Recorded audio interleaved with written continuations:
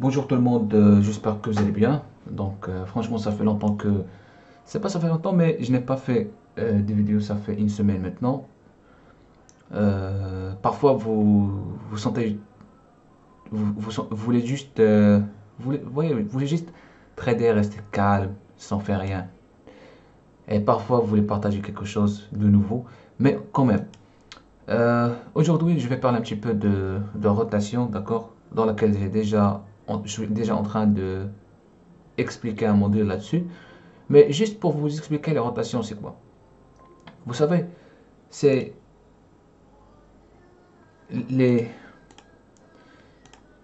les rotations, ça va vous aider vraiment de prendre des décisions précises, d'accord?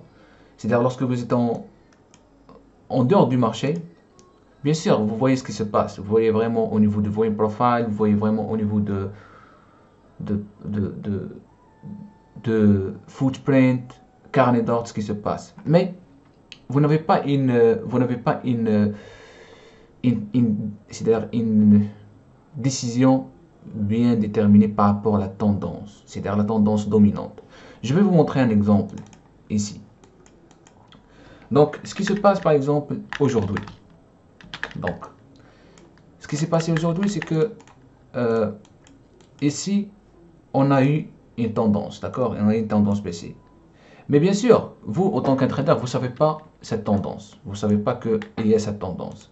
Mais bien évidemment, vous allez, sur le footprint, c'est ça l'avantage, c'est que vous allez voir vraiment, vous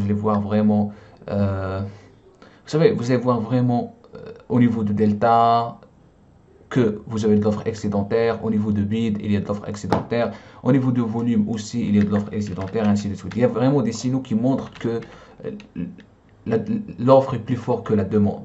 D'accord? Maintenant, si vous arrivez à voir une tendance comme ça, si jamais vous allez voir une tendance qui est comme ça, c'est-à-dire une série de bougées ou bien une tendance verticale. Bien sûr, après une tendance verticale, il y a un mouvement, soit latéral, soit encore une retest. Mais, rappelez-vous, c'est là où le rôle des rotations s'apparaît. C'est-à-dire, c'est là où vous pouvez utiliser les rotations. Les rotations, ça va vous aider vraiment de prendre des décisions au pic, c'est-à-dire des décisions de vente au pic, et en même temps de prendre des décisions d'achat au creux. C'est-à-dire, si vous avez une tendance comme ça, au lieu de acheter ici ou bien d'acheter ici, vous allez acheter ici. Ou bien au lieu de vendre ici ou bien de vendre ici, vous allez vendre ici. C'est ça le rôle des rotations. Et la rotation, comme je vous ai dit, je suis toujours en train d'expliquer ça. D'ailleurs, je vais partager ça un certain temps. Mais voilà un exemple. Donc, les rotations, j'aime bien les rotations lorsqu'on détermine déjà une tendance. Nous avons cette descente. Donc, on sait que la tendance déjà dominante avec cette descente, par exemple, ici, risque récompense, nous avons ici combien? 72 ticks. Alors, je sais que la montée, ici, ce ne sera pas vraiment 72 ticks. Ce sera vraiment, je ne sais pas, par exemple, ici, vous avez 42 ticks. Dans tous les cas, ce ne sera pas 72 ticks. Parce que je sais que maintenant, la tendance dominante par la baisse, c'est 72 ticks. Ici, vous avez 42. Alors, je sais que la prochaine mouvement ou bien la prochaine vague, ce sera longue aussi. Donc, comme vous voyez ici, on a une rotation de combien? Là. On a une rotation risque-récompense. Donc ici de 52 ticks. Encore une montée de combien? De 18 ticks. Donc, autant qu'un trader, vous allez chercher vraiment des vagues. Bien sûr, votre rôle d'abord de déterminer la tendance dominante et puis vous cherchez des vagues par rapport à cette tendance au lieu de prendre des décisions de contre-tendance.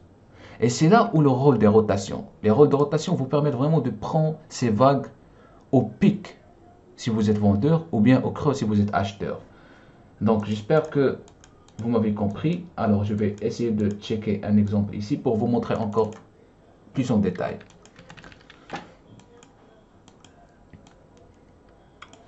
Ok.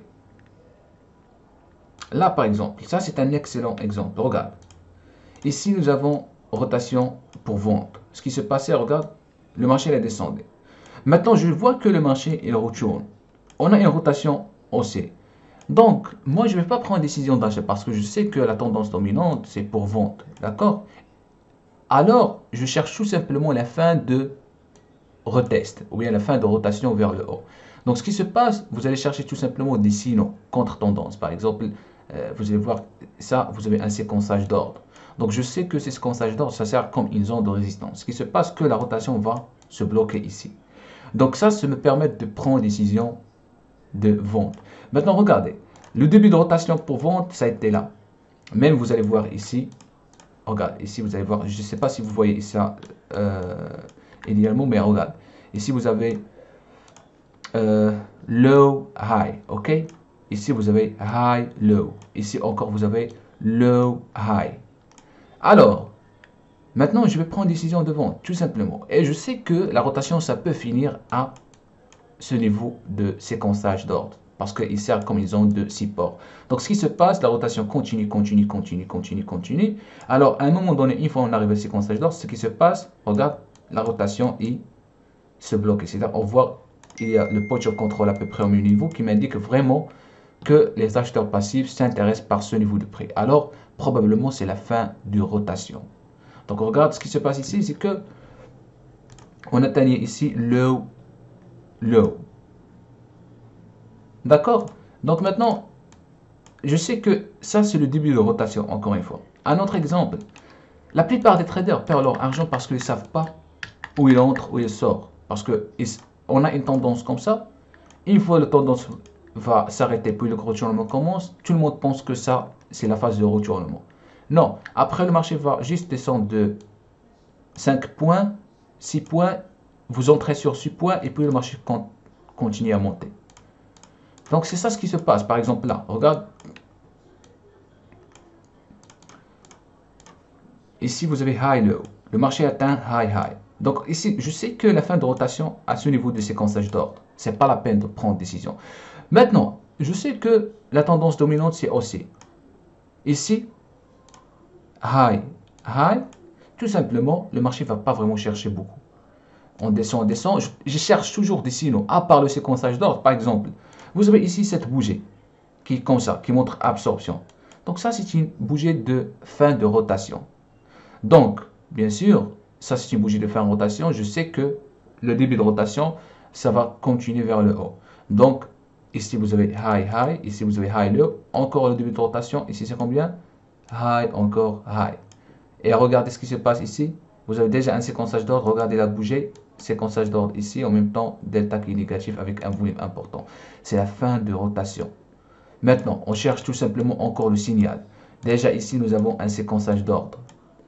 Donc, je sais que si le marché arrive à ces fourchettes de près de 41,26, ça c'est probablement la fin des rotations.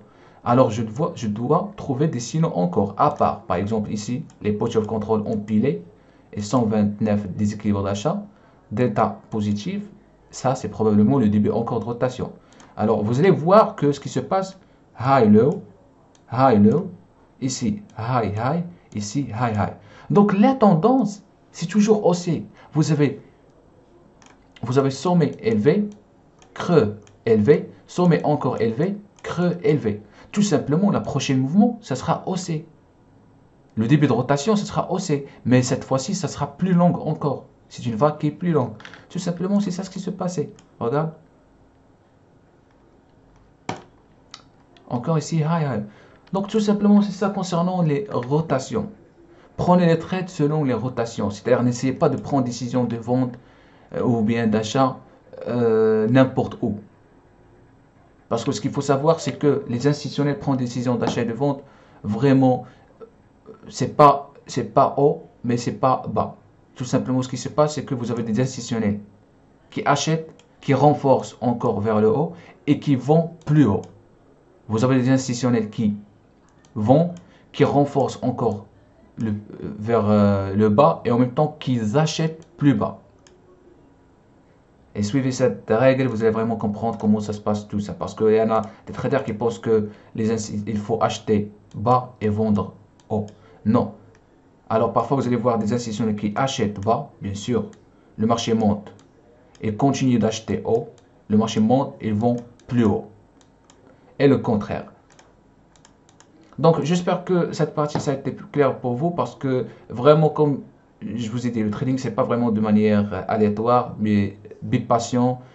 Soyez patient pour détecter vraiment la tendance dominante, pour voir les bons points d'entrée, pour détecter les bons points d'entrée, pour analyser ce qui se passe au niveau du marché, à l'intérieur de la barre, afin de prendre une bonne décision d'achat et de vente. Sinon, si vous prenez juste des décisions aléatoires, vous allez répéter même erreur. C'est-à-dire, vous perdez, vous payez encore le test, vous perdez, vous payez encore le test et vous allez voir que vous faites la même erreur. Alors, ça, c'est déjà une bonne chose de trader sur un compte live. Comme ça, on apprend. Mais à condition que vous corrigez vos erreurs. Si vous répétez la même erreur, dans ce cas, c'est pas vraiment évident que vous soyez des traders prospères. Et c'est tout ça l'objectif de trading. Donc voilà, j'espère que cette vidéo ça vous plaît et je vous remercie. Merci beaucoup.